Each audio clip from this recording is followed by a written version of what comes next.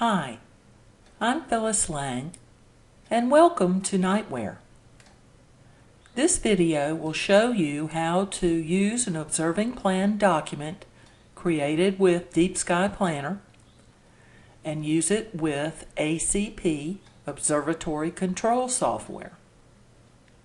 The first step in the process is to either create or open an existing observing plan document with Deep Sky Planner.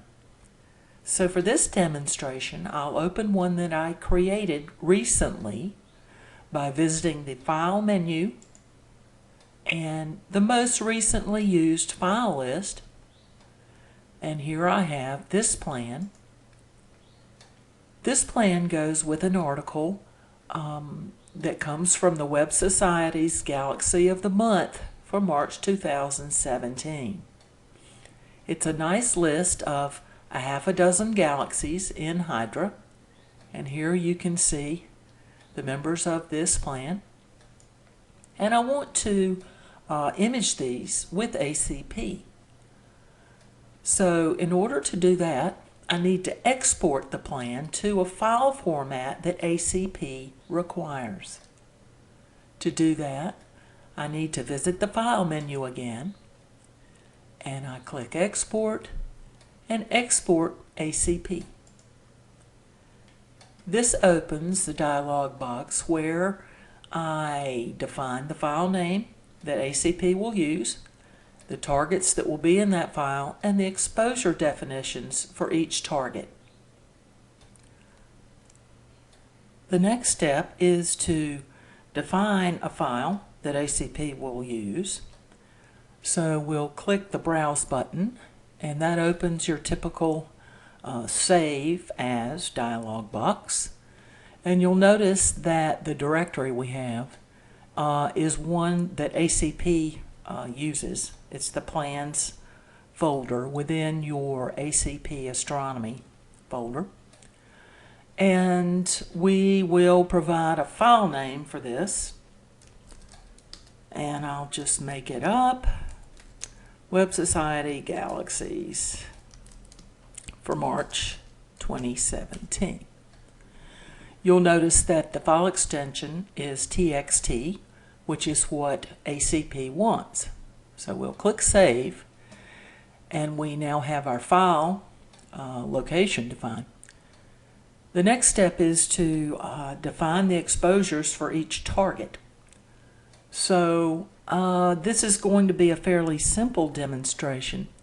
So I'm going to keep the repeating of the entire exposure list fairly simple and go with just one pass. I'm not going to use a focusing rotator. So then I move down to the first target, which is IC 504. And again, to keep things rather simple, I'm going to select the luminance filter in a DSLR camera. So it's important to note that the filter you choose is defined within Deep Sky Planner under the Equipment menu in the Filter browser. And you should use a name that is also known to MaximDL, because they're going to have to match or ACP will give you an error. So I have set these up in advance, and I've called the filter luminance, and I want to select the Canon camera. The next thing is to define the number of exposures. So I'm going to define 10 subs of 60 seconds duration, giving me a total of 600 seconds of exposure time. So that fully defines the definition for this object.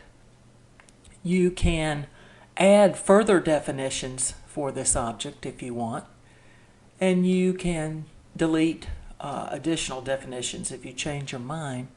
You can also copy a definition. So for example, if you're doing an RGB and luminance stack for a dedicated CCD camera with a filter wheel, you'll probably find it convenient to set up the exposure definition for the first filter and then use the add definition and begin to define the exposure stack for the remaining filters. So once you have everything complete for the IC 504 target, you need to move down to the next. And again, because I want to keep the demonstration simple, I'm just going to copy the definition from the first target to all the remaining targets. So I'll click this button and I'm going to copy its exposure definition to all the remaining targets. So now I have exposure definitions for everything in my target list, and you can see that the copy was done for each target. Now obviously you're going to make modifications per target, but for this demonstration we're going to keep it simple. So now that I think I have all my exposure definitions complete for every target, I want to preview the export file. This does not do anything other than show you what the file would contain if you saved it. So I click preview and I can see what the file will contain in this pane. Now if you are familiar with the ACP target file format, you'll recognize this, and we can scroll down and see all of it. If you're not familiar with the format, you can at least tell that each target has a definition and be reassured that something's going to happen for each target. So the next step is to save the file so that ACP can import it. So there's save, and we have a verification that the file was actually created. So we'll close the export dialog box and we'll move on to ACP.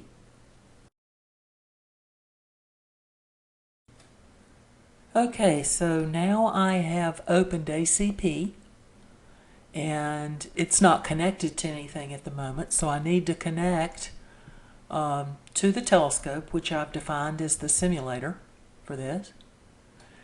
And here we have confirmation we're connected.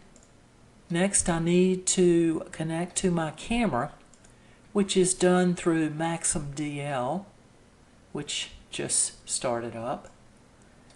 And I'll show you that we have connected to the simulator.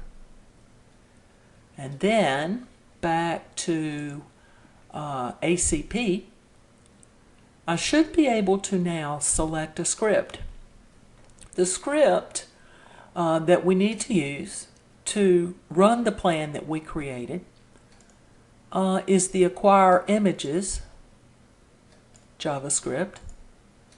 So we'll open that, and when we run that particular script, we'll be prompted for the file that we created with Deep Sky Planner. So I'm going to move the ACP window up a bit so you can see the status, and I'm going to click Run, which you can barely see, but it's here. And I'm going to select the plan file that I just created with Deep Sky Planner, and we'll see the status. The console showing that the imaginary plan is running on the imaginary equipment, and we're done. So the procedure worked, and the file was processed by ACP. So that's it. That's how you export and use a plan from Deep Sky Planner with ACP control software.